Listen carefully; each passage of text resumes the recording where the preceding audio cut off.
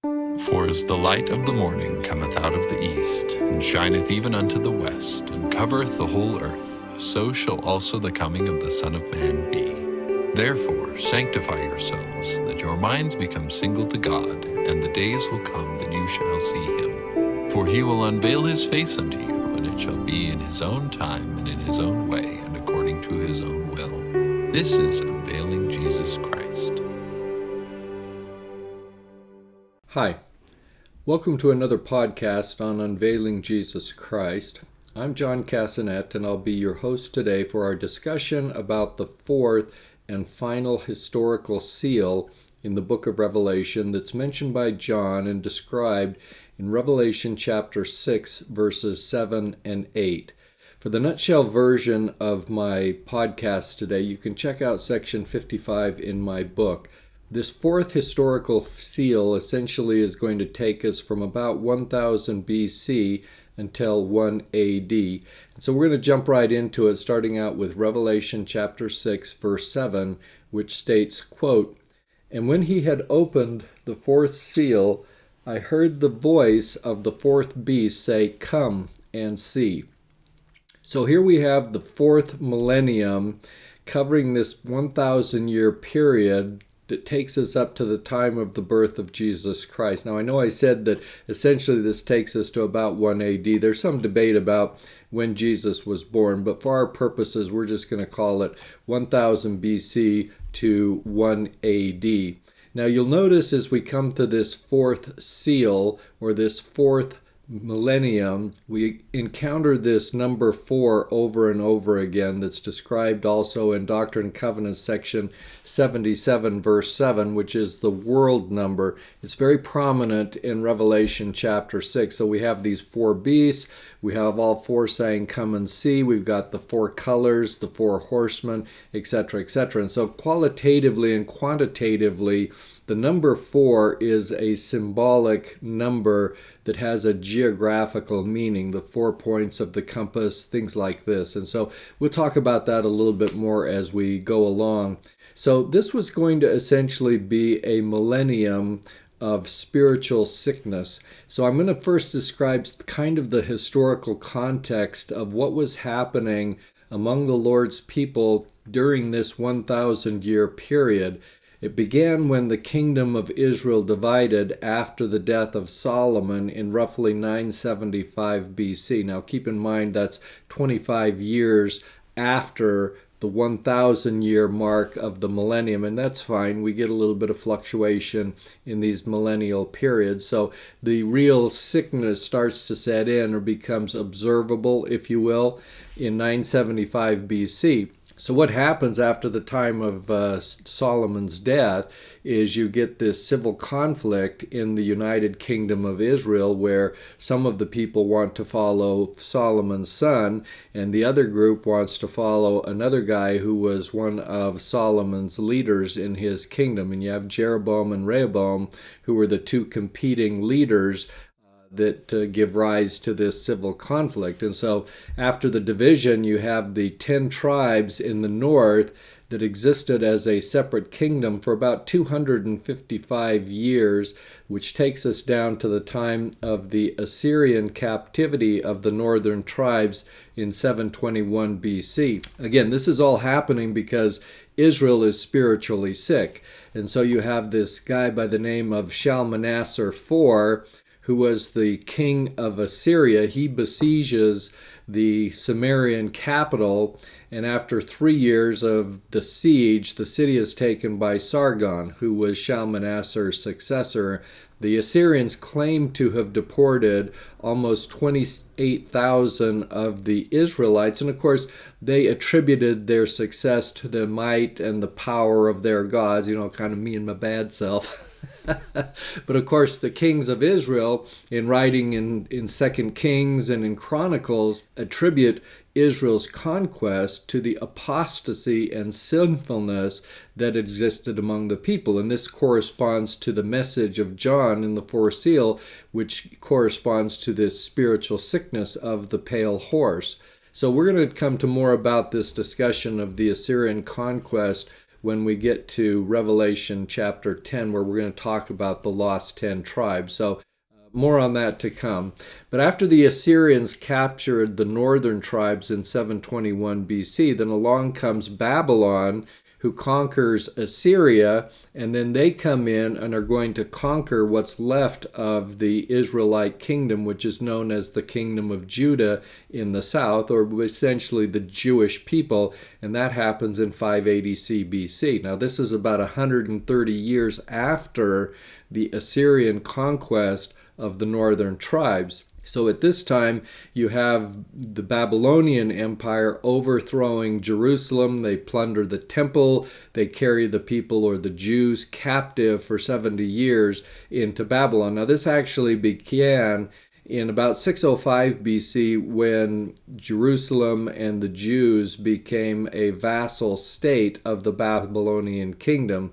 And so that starts out in 605 BC. So 587 wasn't the first time that Babylon just suddenly shows up at their door. It actually begins in 605 BC, when Babylon takes control over the Jewish kingdom, or what's left of it at least. And so this is the time period, of course, when Lehi was prophesying in Jerusalem, and eventually he's going to leave Dodge in about 600 BC after prophesying that Babylon was going to destroy Jerusalem and the Jews. And so, you got to hand it to Lehi, who was prophesying to the people according to visions that he had received from the Lord. But the reality is that the handwriting was pretty much on the wall, because the Babylons had already come in and taken over the rule in 605 BC. Now, they left Zedekiah as the king in Israel, but he was a vassal king. He didn't have a lot of control, but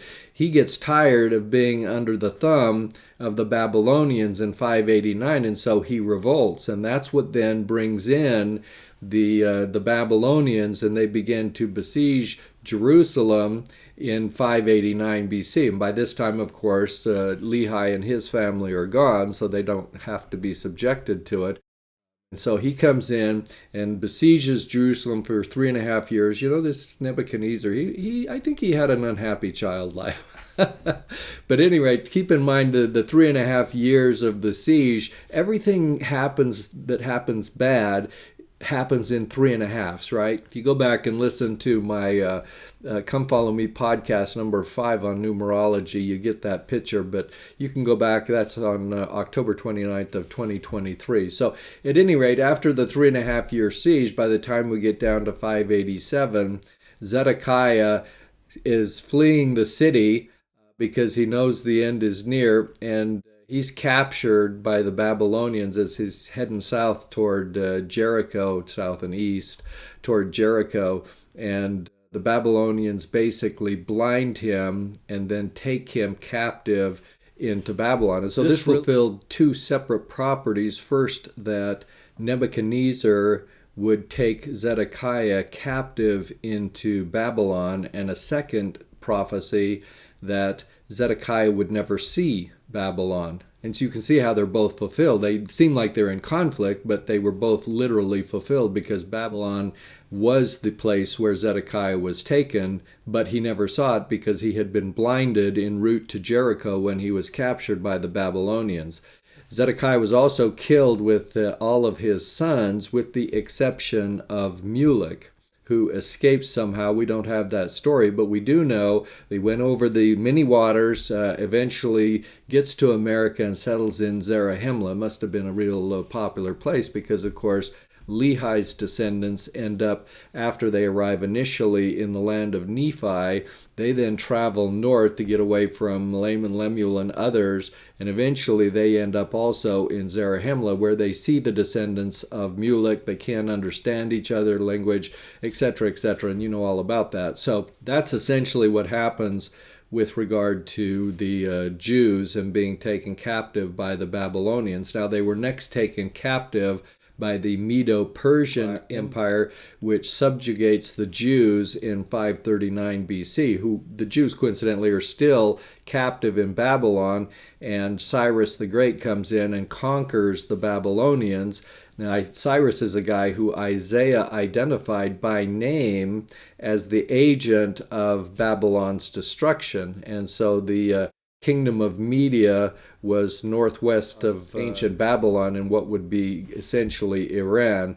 And so Cyrus comes in, takes the Babylonian Empire's chief city, or the capital city, and takes it in one night. And I've talked about that on other occasions and probably will again in the future, but they're taken in one night, and the city walls were then destroyed about 20 years later. The city then is desolated and becomes a symbol for modern Babylon.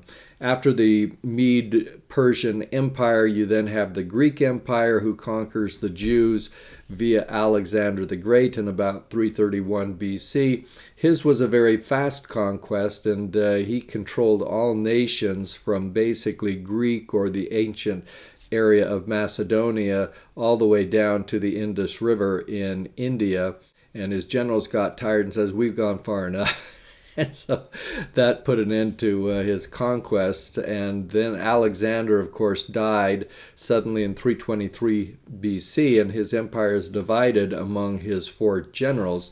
Now, the guy by the name of Ptolemy, who was an ancestor of Cleopatra, got Egypt and Palestine sort of bequeathed to him. But eventually that was taken over by the descendants of Seleucus, and they ruled in Syria and Babylon over the Jews.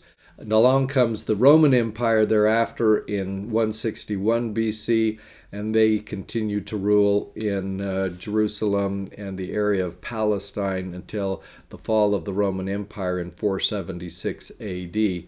Now, the Jewish independence existed a little bit during the Greek period and into the start of the Roman period, when the Maccabees kind of came in as the Jewish patriots and established a free nation of Jews for about 100 years or so. And then along come the Romans, and the Romans come in and conquered Judea, which is Greek for Judah. They conquered the Jews in about 63 BC as the Roman general Pompey comes marching up from the Jordan River Valley and comes into Jerusalem. And because the Jews at this time were warring amongst themselves, and there were these differing political parties that couldn't agree whether to be friends with the Romans or not, essentially one of the factions kind of basically opens the doors to the gates of the city and welcomes Pompey in as he was, "Hail the conquering hero." And so he comes in, he enters the Holy of Holies in the temple and proclaims that Jerusalem is now subject to Rome, and so you now have them subjecting the Jews, which was continuing, of course, through the time that the Savior was born, and all of the New Testament history. We have the Jews in subjection to the Roman Empire. They appointed their high priests who were deposed at the pleasure of the Romans, although generally they tended to be tolerant of the Jewish religion as long as the Jews were willing to also kind of get along with the Romans and not be terribly rebellious, as they were prone to do, of course. And so throughout this period of time, Herod the Great was the vassal king up until about 4 BC, and the Jews hated him. The Jews also were under the Roman subjugation of the Arabs starting in about 638 AD, but of course that kind of takes us beyond this for seal. So all of that history basically is telling you of all the really bad things that happened to the Jews during this 1,000-year period of spiritual sickness during the fourth seal. And it comes about because they were in a spiritual sick condition. Now, Daniel saw the rise and fall of these political kingdoms in Daniel chapter 2. And you'll recall that you had the gold head that was Babylon's from roughly 612 to 538 BC.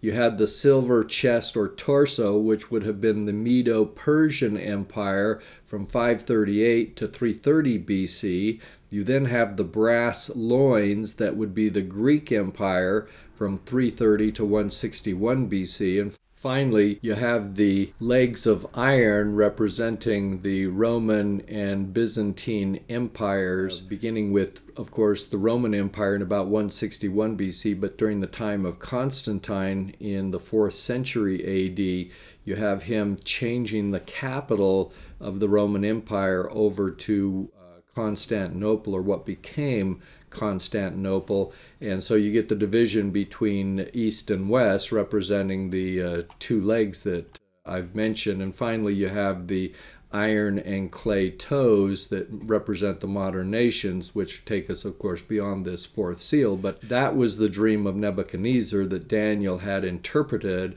and so all of these kingdoms and conquests that I've talked about were actually the subject of Nebuchadnezzar's dream, but they're also subject to another vision by Daniel in chapter 7 of his book, where he saw the rise of these kingdoms in the sense of their spiritual power, not so much their political, because the spiritual power within these kingdoms of Satan continuously increased, even as the political kingdoms continued to repeatedly kind of degrade and denigrate during that same period of time. And this spiritual darkness and the power of Satan in these kingdoms will continue to increase until the future gathering of saints at Adam-on-Diamond. But again, more to come on that in my podcast when we get to Revelation chapter 10.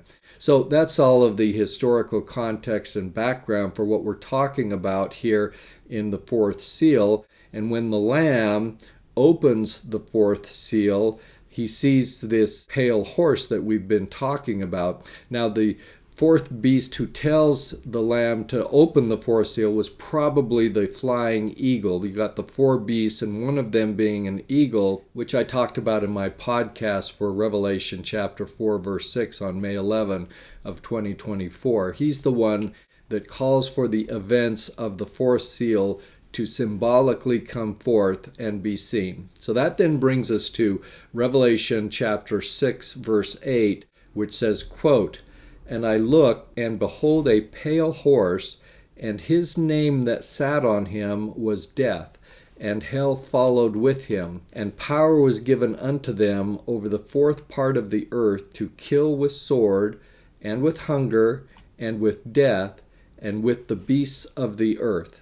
Close quote. So here we have the pale horse that I've already mentioned, but the fact that it's pale means that it's this kind of sickly green yellowish color. It comes from the Greek word chloros. The only other place in the New Testament where this word is used was at the time of the feeding of the 5,000 in Mark 6:39, where Jesus commanded the people to sit down by companies upon the, quote, green grass, close quote. So that's where that word appears. Now, it reminds me a little bit of Ferris Bueller's Day Off.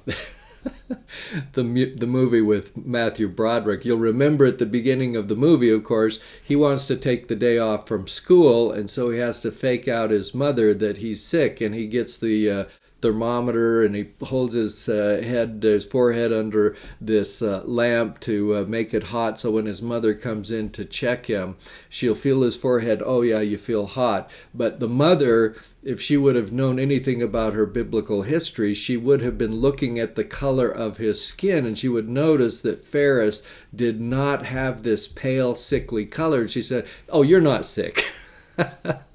So at any rate, the pale color is this symbol of a wasting kind of disease. It's the color of skin when life leaves the human body. And so in Homer, when he wrote the Iliad, he used this pale color to describe this paleness from the face of fear. And Thucydides described it to describe people who are stricken with a plague. And so here the pale horse is a symbol of Israel's spiritual sickness. And when I say it's this kind of a wasting disease, you've got 1,000-year history that I've just recounted for you of how this disease was continuous among this millennial era. And it just went on and on and on, one nation and kingdom after another coming in and destroying the Lord's covenant people, taking them captive, all because the people themselves were in a spiritually sick and wasting condition spiritually. And that's why they have all the problems. And this is what's described by Isaiah in chapter 1, verses 5 and 6, when he said, quote, "Why should ye be stricken any more? Ye will revolt more and more. The whole head is sick, and the whole heart faint. From the sole of the foot even unto the head, there is no soundness in it, but wounds and bruises and putrefying sores.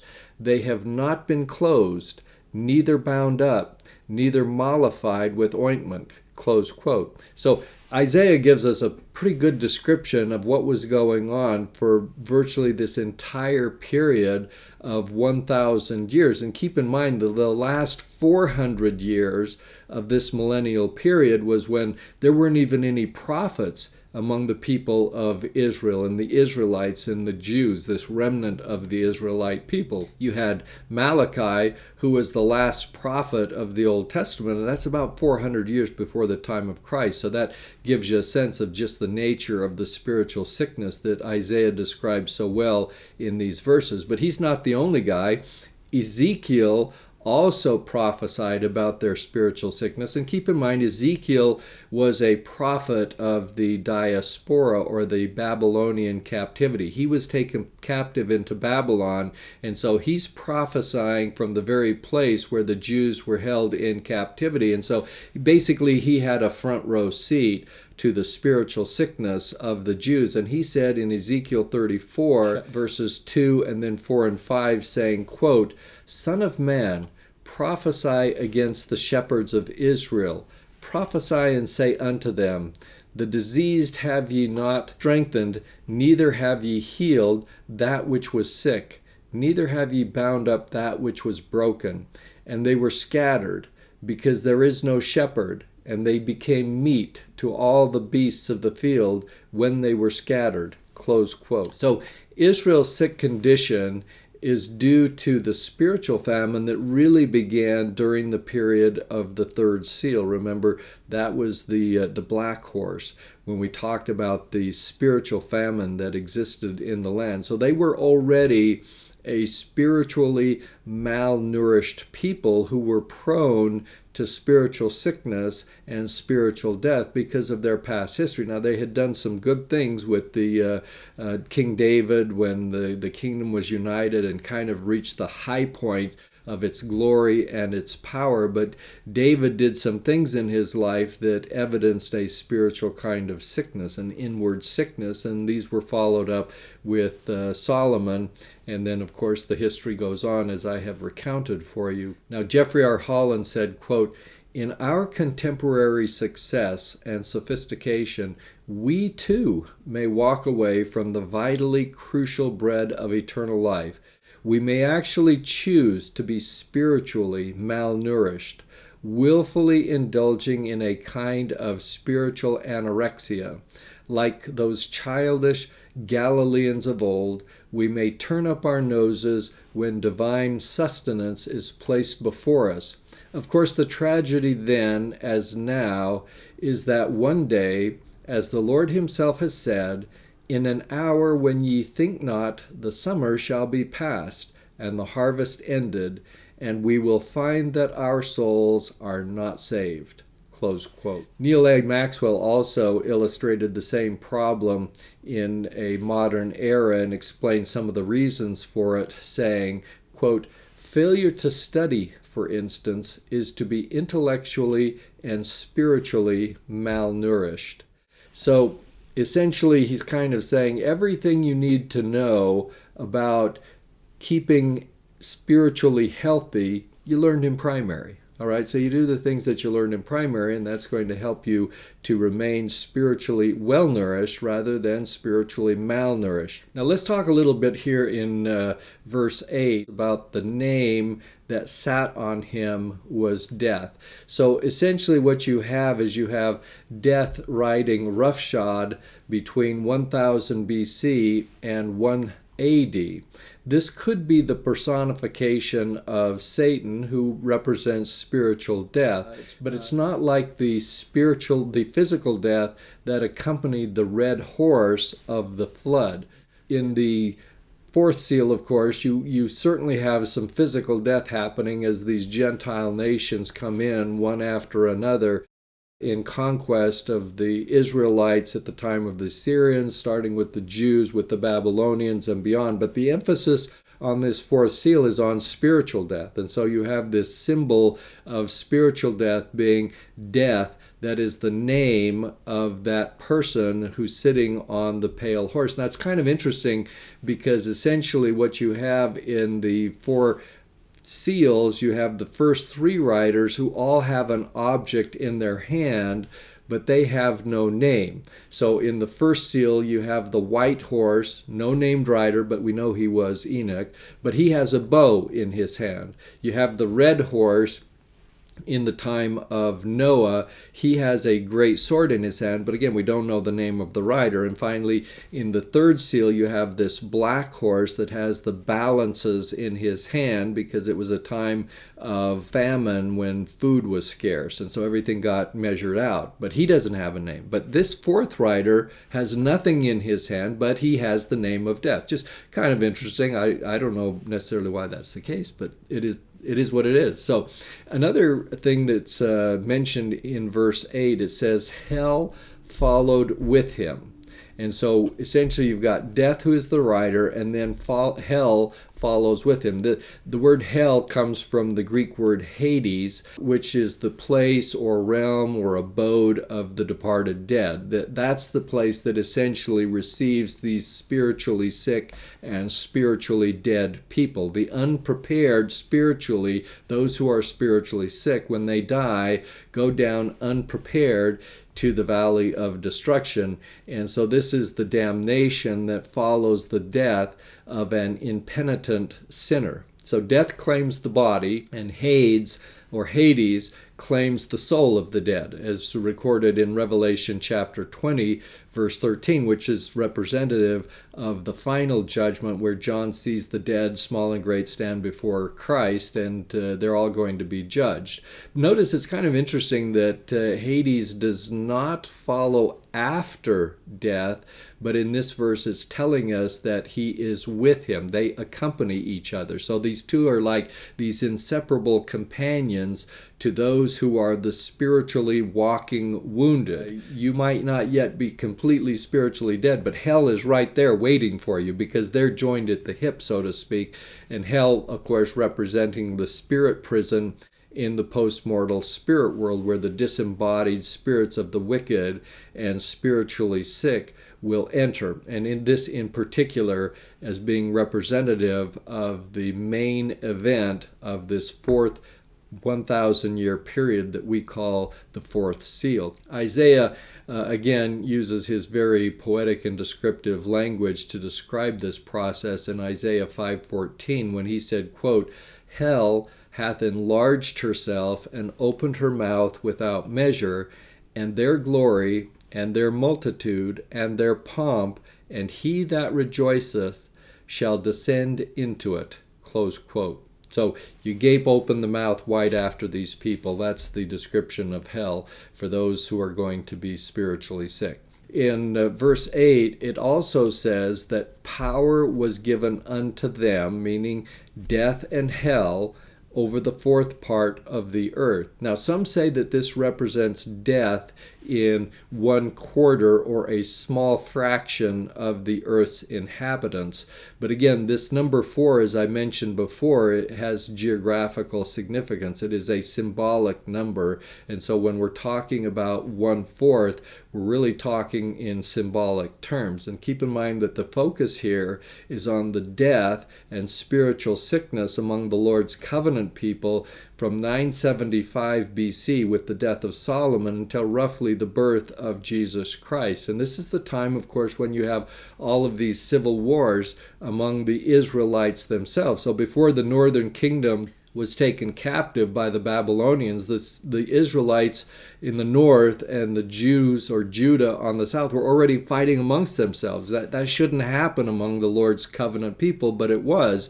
And that's just the start of this spiritual sickness that then leads to the overrun by Assyria in 721, Babylon in 587, Persia in 538, Greece in 330, and finally the Romans in 161 BC. And so in all of this time, you have death and hell prevailing over God's covenant people because they were in a pale and sickly condition, but the judgments were still measured, right? It's not like the red horse of the second seal when you have the flood of Noah, when everybody just gets wiped out. That's not the geographical 1/4 kind of situation that we're dealing with here during this fourth seal. And so that's where the 1/4 kind of comes in. But the bottom line is, symbolically speaking, death and hell cannot go beyond the boundaries set by God himself. So they were limited in their sphere. So you have this judgment tempered with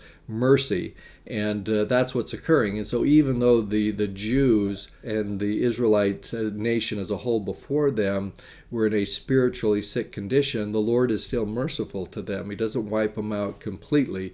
And so this fourth part of the earth essentially what represents the wicked Israelites, and they are the object of John's imagery.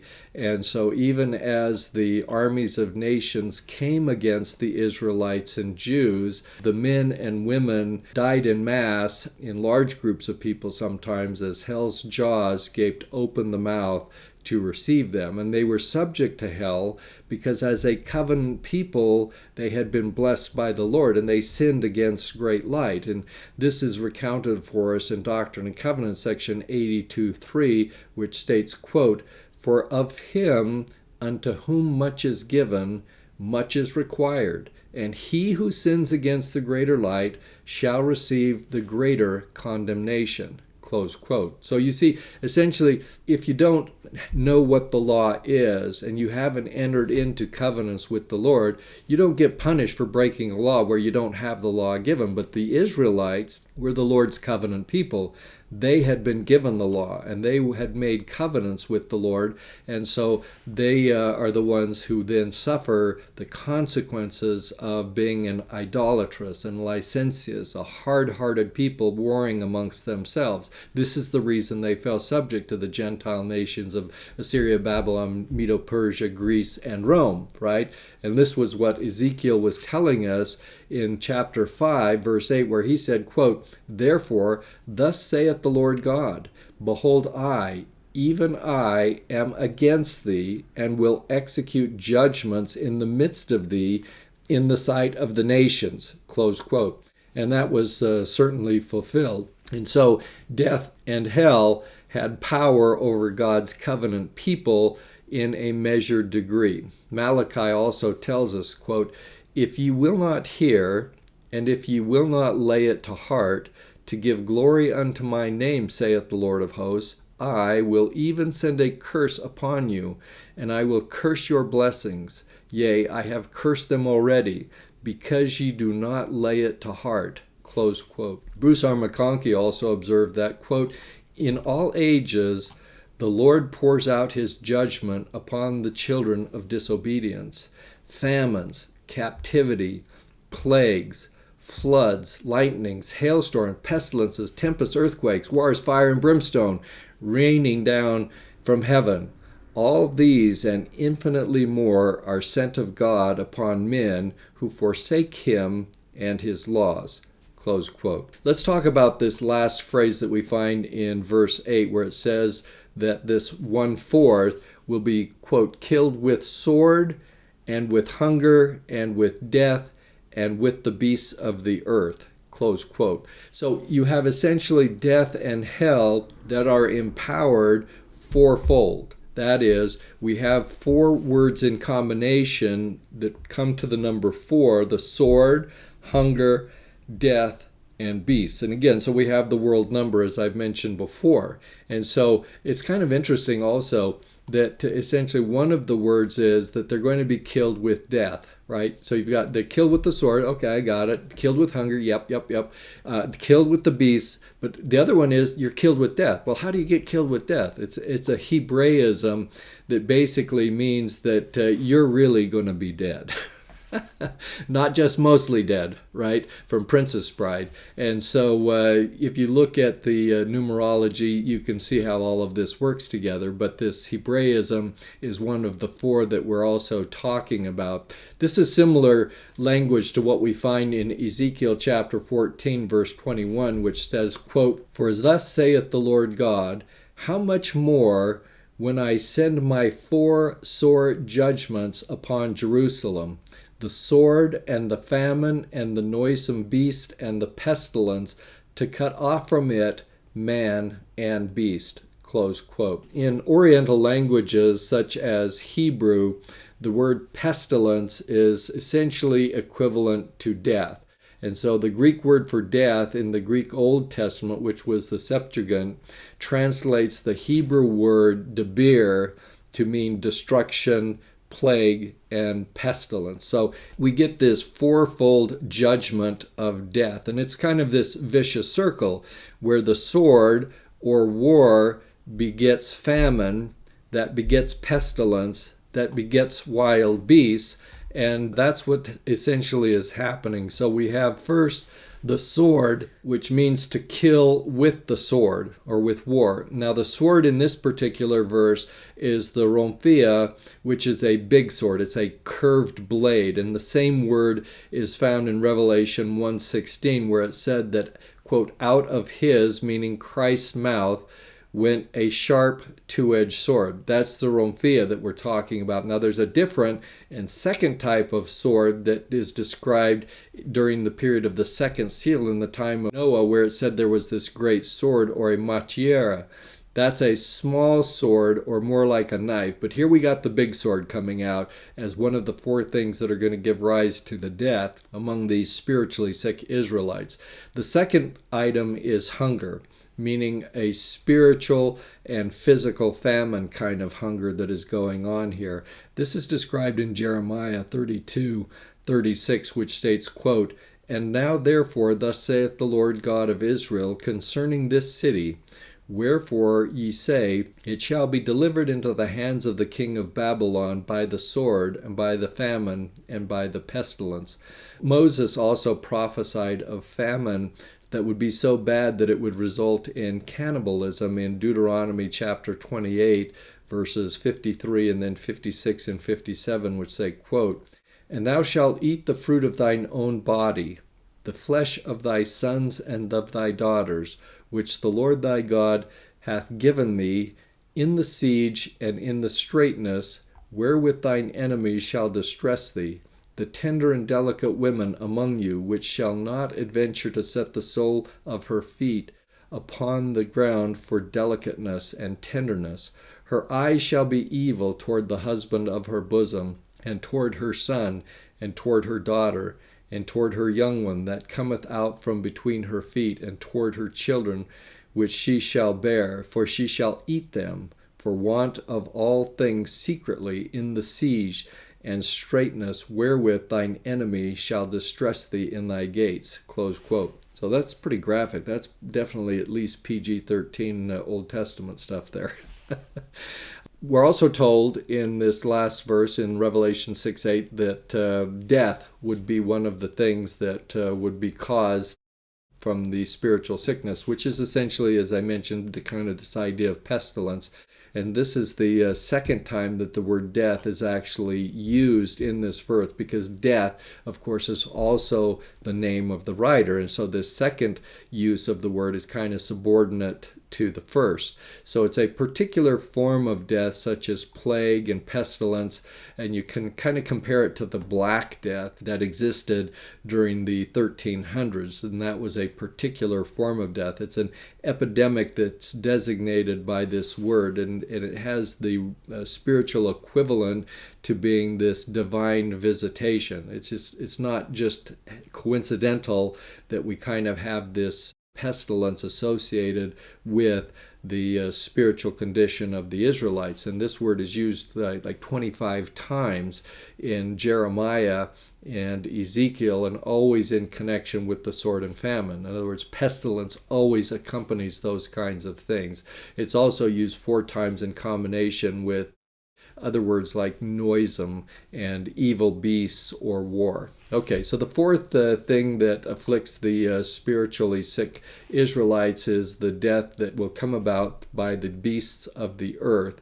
These, of course, multiply from the devastations occasioned by the war, famine, and pestilence. It's just a natural fact, and we see it in modern warfare that when you have a lot of death and carnage and bodies laying around and lands get depopulated, you have the wild beasts that then multiply and they move in. And so that's essentially what's being described. So these events of the fourth seal foreshadow similar conditions that will exist in the last days leading up to and including the first woe.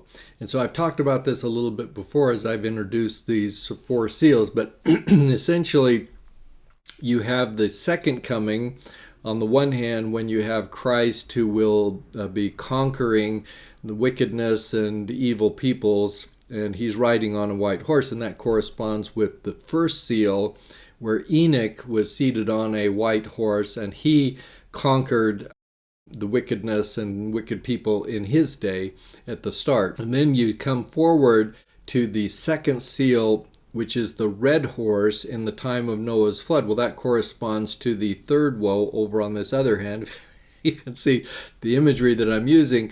And so during the third woe, we have this massive destruction. I mean, a whole changing of the earth. It goes from its wicked condition and total cleanup spiritually in the same way that you had this physical devastation and destruction during the second seal. So those two parallel each other. As you move forward in time to the third seal, you have the black horse of famine, which then corresponds with the moving back in time to the second woe, which corresponds with Armageddon. And all of those things have these parallel kind of scenarios that are existing. And finally here, in the fourth millennium, or the fourth seal, with the pale horse of spiritual sickness, you move back to the first woe, still future, but we're approaching that already. We already see the spiritual sickness, but it really becomes predominant and a major thing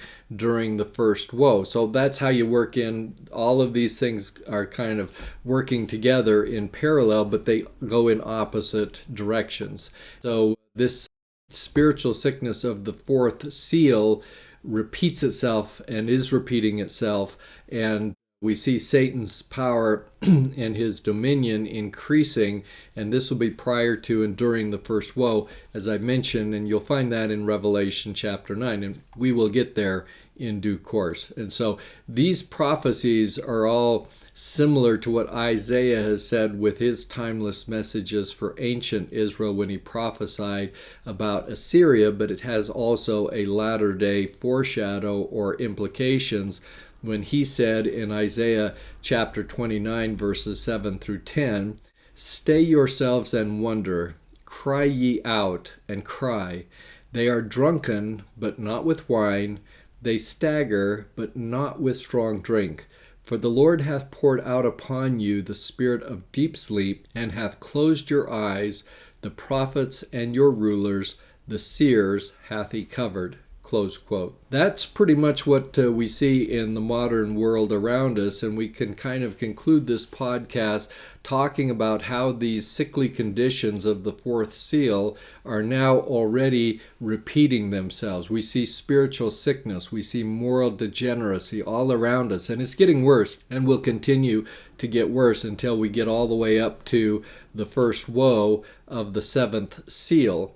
And what we will find is that death and hell will follow those who are in this spiritually sick condition in our day, just as death and hell followed after those in the fourth seal that didn't fill their spiritual medicinal prescriptions to stay on the covenant path. And that's the warning that the prophet has been telling us about. If you're not on the covenant path, you are spiritually sick. And so the hope is that that won't be the case for us, and that all of us can remain spiritually strong. So thanks for watching, listening, sharing, subscribing, and to Jenna for all her technical help and expertise. I will see you next time, where we will begin to talk about the fifth seal that John describes in Revelation chapter 6, and I look forward to being with you then.